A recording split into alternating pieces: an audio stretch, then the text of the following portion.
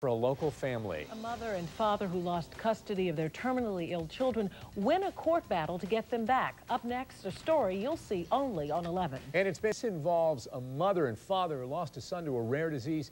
And now they say two of their other children have the same disorder.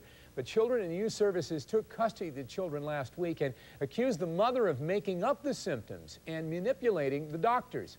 Both sides squared off in court today, and Target 11 investigator Rick Earl was there. He has a story you will see only on Channel 11 News. Baby girl! Manny and Ron Loomis reunited with their daughter Adia shortly after a judge ordered CYS to return custody of their 3 children. I'm very happy right now to be reunited with our children.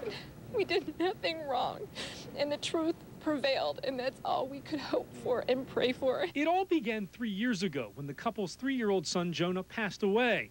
Doctors suspected he died from mitochondrial disorder, a disease that attacks cells. Since then, doctors have suspected that 2 of their other children, 7-year-old Ezra and 1-year-old Samia, also have the disorder. But last week, in a surprise move, CYS took custody of all 3 children, accusing the couple of medical neglect.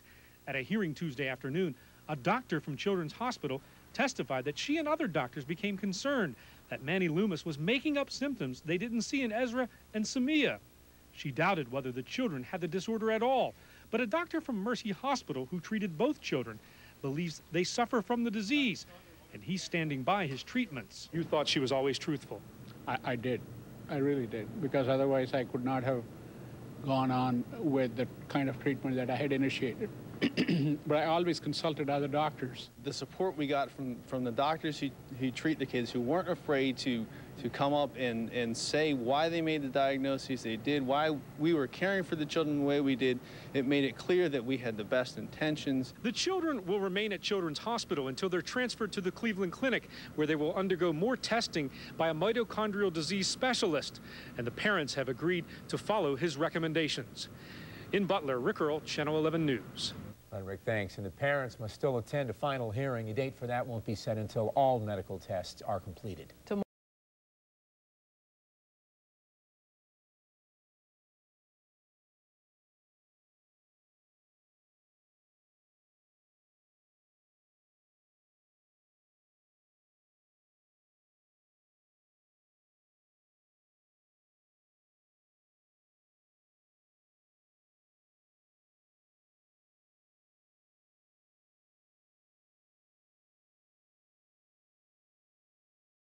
Mother fakes illnesses in her children and subjects them to unnecessary or even dangerous medical procedures. Officials are pointing the finger at a local mom, but she says it's not true.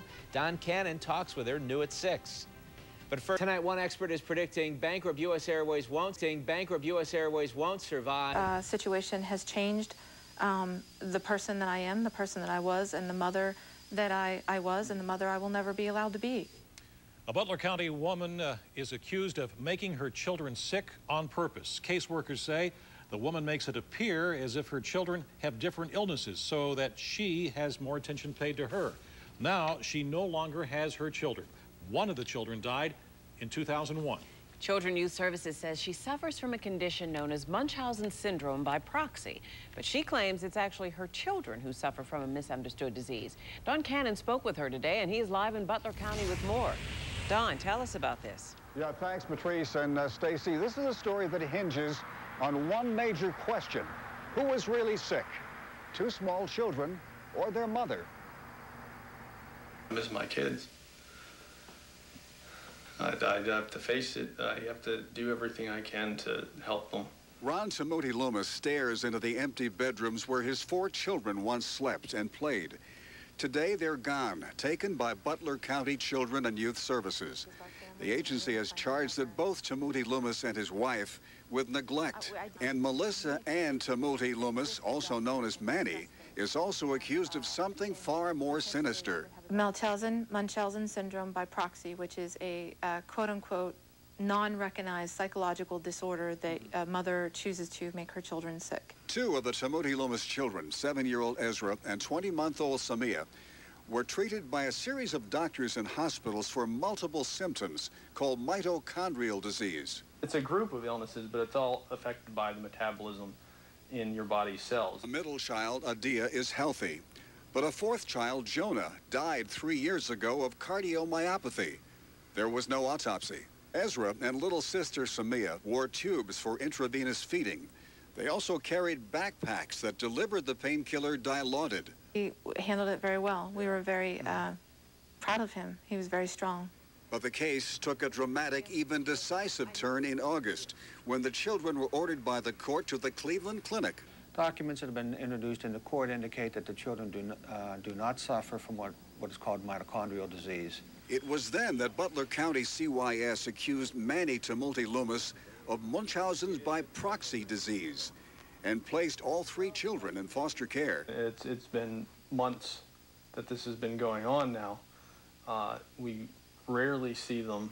In a desperate attempt to regain custody, Manny and Ron are separating, hoping the court will give him custody of their 3 children. It is absolutely nothing more than a strategic move to get our children back, and if that is the only thing that we can do, our love is strong enough, our commitment is strong enough, and our family will prevail, and we will be reunited. I pray to God. Now, the custody part of this case will continue in January in the Butler County Courthouse, but looming over all of this is one bigger question. Will state police file criminal charges against Manny Taimuty-Loomis and her husband as well? Live in Butler County, I'm Don Cannon, KDK TV News. And a jury